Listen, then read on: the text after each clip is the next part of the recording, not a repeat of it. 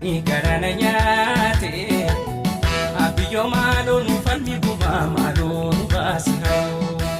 Gabaasa gumaat gooticha waraana bilisummaa Oromoo dinagdeen jabeessuuf taasifame kan amma G22 bara 2022 isiniif dhiyeessaa Annadee Oromooti. Sabboontotni ilmaan Oromoo maandeelee garagaraan gurmaa'an harree fi gaachana saba Oromoo dinagdeen jabeessuun waraana sirna Fiixoo Oromiyaa keessaa akka buqqisu gochuuf tumsa taasisan jabeessanii jiru. Haala kanaanis ilmaan Oromoo garee qabsoo urjii Oromiyaa jedhu jalatti gurmaa'an woboo dinagdeen jabeessuuf qarshii Impaayera Itoophiyaa 55,800 galii taasisanii jiru.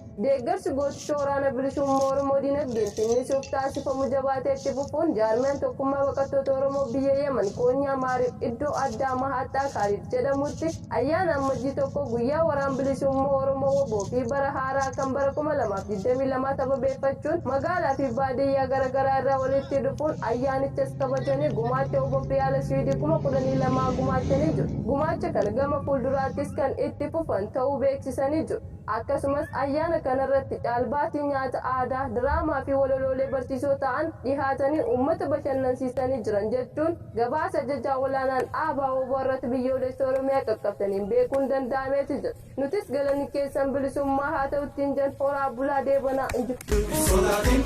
Sodaatiin dhaabsa Oromummaa sodaatiin iyyaa dabarfannee